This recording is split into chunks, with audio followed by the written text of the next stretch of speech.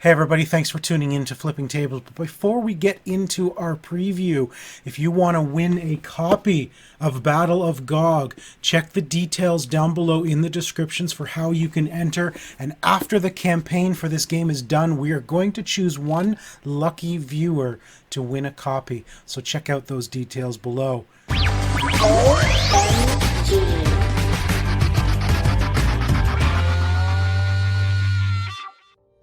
Hey everybody, welcome to Flipping Tables. My name is Sean. And I'm Tycko. And welcome to our new experimental studio. Behind me here, you can see my game collection as normal, but it's a virtual game collection. If you want to have your game collection featured on this show, check out the details in the description below, and we'd be happy to feature a picture of your game collection on an upcoming episode of Flipping Tables.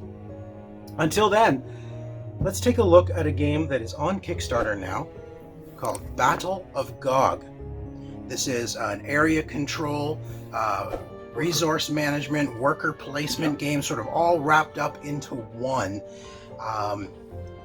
And so let's have a look at the components that are in the game.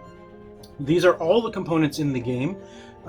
You are basically an army, and you're placing your army out on a battlefield. The army is represented by these dice. The dice. So you actually start out, each of your dice, as you start out, you're going to start out with a level 1 army. So you would flip all your dice to level 1. You can have up to 4 players, and each player has their own set of colors. The armies are signified by the small dice. The cities, you can then build cities on the battlefield, on the play area, in order to gather resources. Those resources are represented on the tiles that you're going to place out on the board. Let's grab some more. So there's a tile to gather you gold. This is a tile to gather you food. The trees get you wood, of course. The trees give you wood. This item here gives you food, and this one here gives you gold. There's others. That's right. There's a treasure, and if you have a city around a treasure, you can collect that as well. So you're collecting resources as you build up cities, and you can upgrade your cities. Once you have established one, you start with a level 1 city, and then you can upgrade it to a level 2 city, and so on. That would cost resources in order to do that, to upgrade your armies, to upgrade your cities, and you basically want to dominate the battlefield. There's 2 or 3, I'm trying to think offhand, different ways of winning. One is domination, get rid of your opponents. The other is to have an army in all 4 quadrants, all 4 corners of the map. That is another way to win. And there was another, I'm sure there was another way, and I'm sorry. How you lost. Not having the ability to make a move. So, yes. So we're going to say right up front, when one of our games we played, Tycko literally won the game on the second turn. And let's explain quickly how that happened. The treasure cards. If you are near a treasure card, you can randomly draw a treasure as card. Part of your resource. Yes. If you're near a treasure chest, that is one of the resources you draw, is a treasure card. So you draw a treasure card. And what you do with this treasure card, so this is a lava, you're going to lose 1 resource. But it doesn't happen to you specifically just because you pick this card. You then roll a die. Roll a single die. And if it's even, it happens to you. If it's odd, it happens to one of your opponents. And what happened is Tycko got, let's see if I can find it. Tycko got a card that made me remove... Go back. No, that was the bigger one. That was a bigger one? Yeah, there is a bigger one. There. Yeah. Same idea. Lava or volcano erupting, remove 3 armies from the field. He rolled an odd. I had to remove all my armies because I only have 3 at a time. Yeah. All my armies were removed from the board. I did not have enough resources to buy another army. It was too early in the game. Second round, Tycko legitimately won the game because he removed all my armies from the board. So essentially it was a domination. Yeah. It was a domination, but it can happen that easily. It can happen. That quickly. Yes. It left us actually going, that just happened? We must have done something horribly wrong there. Only if I don't know I'm that good at this game. Yeah. The board is made up of these tiles that you randomly put out on the board in a 6x6 grid. At the beginning, you take turns placing the resources around the board. So you want to strategically place them where you think you're going to start your turn. You're going to start in one corner. If you're playing 2 players, you can start in either one corner or 2 corners. You choose. You have 3 armies that go out on the board at the start of the game, and you can choose to either put in, all 3 of them in one corner, or 2 and 1, depending on how you feel is going to be the best for your setup. And you move around the board by rolling these 2 dice. You simply roll the dice.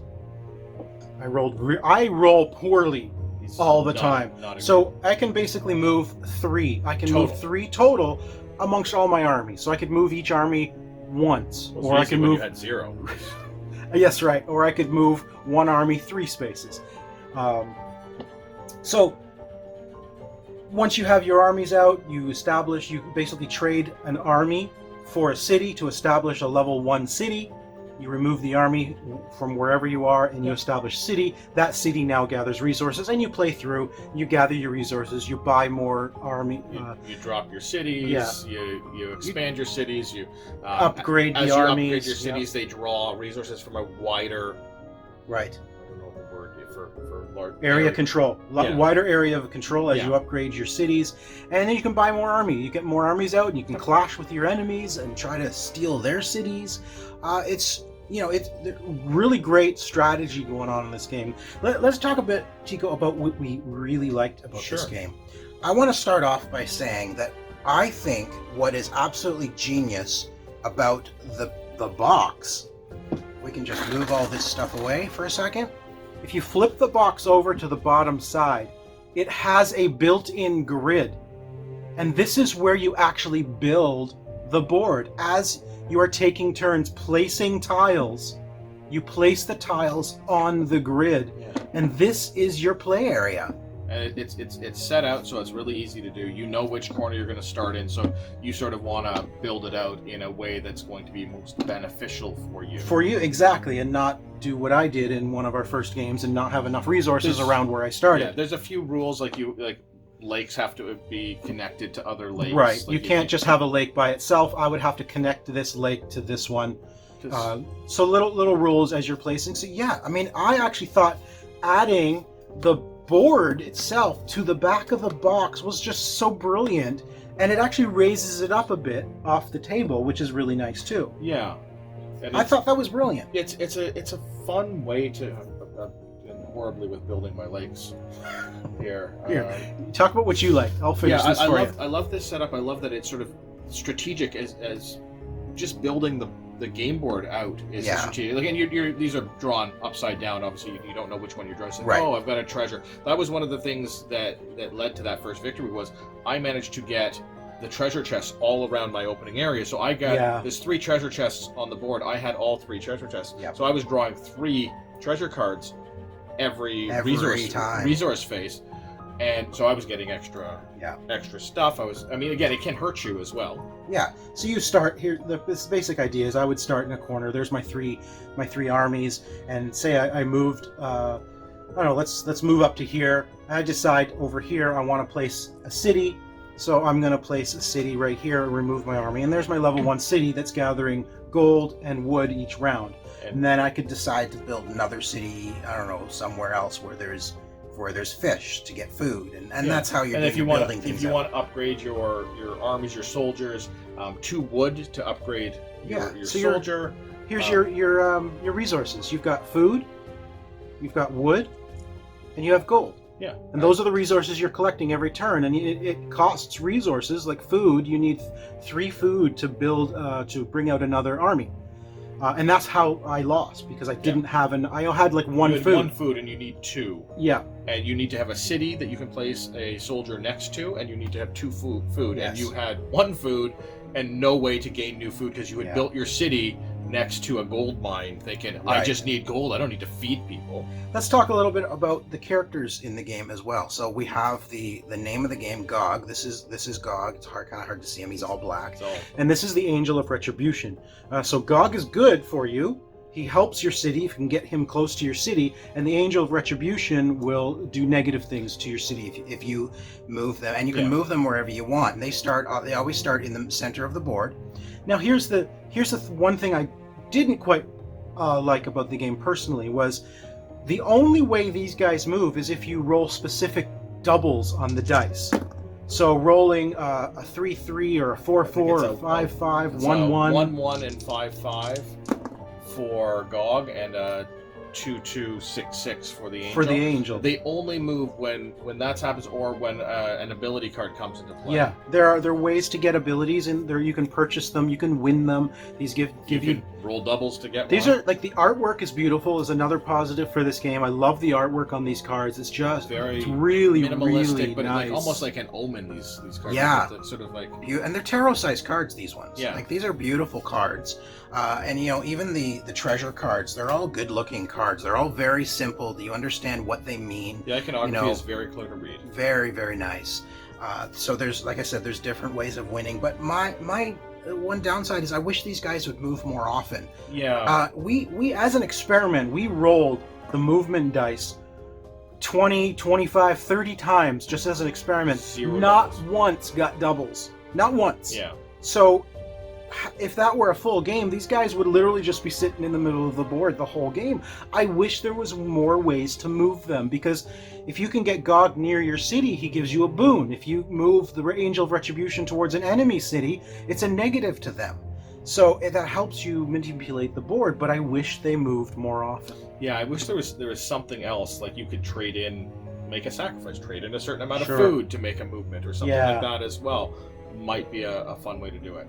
I really enjoy the game. I really enjoy the movement of the soldiers or the armies across the board. You can go offensive and go after your opponent's armies, but you don't need to. I love that there's more than one way to win. Yes. You can go full offensive, build up your armies, and just try to sack the other person's cities, or you can manage where you're going to drop your cities. You've only got 3 cities to drop, but you can make sure you're dropping them in the right spots and focus on upgrading versus attacking. And just maybe moving your armies to the corners, because if you get an army in each corner of the board, you win. Yeah. So that's sort of like, if you can do that even without killing anyone, you win the game. Sort of a pacifistic, is that right? Pacifist achievement.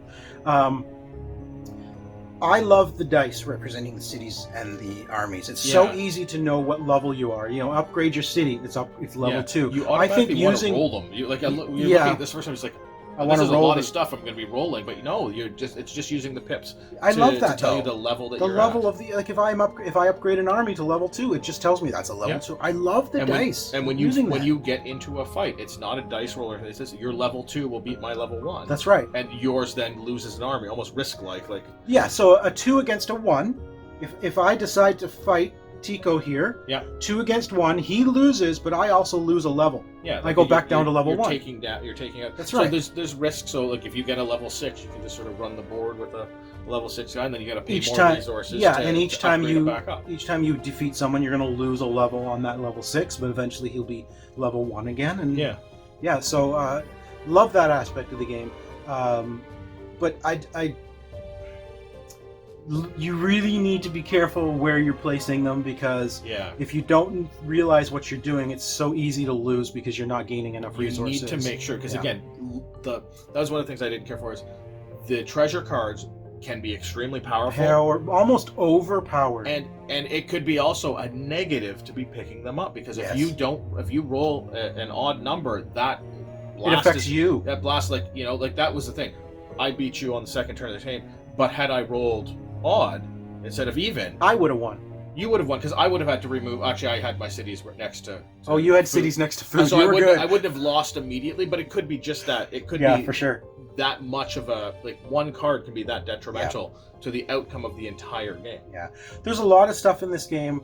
It's really well designed. It's beautifully designed. It really is. Yeah. The artwork is awesome. The tiles are really good, high quality. Nice high quality. Very good. These and I are love prototypes too. This is just a prototype, but I love the fact that the back of the board is your grid. Yeah. Like the back of the box, is your board. I really love that. I love that it brings it up off the table. It just makes it elevated. I love that. I love the dice representing the cities and the armies. My only real negative is I wish GOG and the Angel Retribution would move more. Yeah. It's just few and far between where they actually move, and it's called Battle of GOG. You would expect GOG to actually have more of a part in the game, and in our experience, he just didn't. No. So the double rolling thing. I wish there was something other than rolling doubles to get these guys to move. Right, exactly. That is Battle of GOG, and it's on Kickstarter now. So go check it out. The link is in the description below. Thanks everybody for joining us for this episode of Flipping Tables. And remember, if you want your game collection posted here, check out the details down below. Thanks for joining us. Talk to you next time. I guess. Made a mess, Sean. Sometimes messes are good. I get it. Now you clean it up. That's not how it works.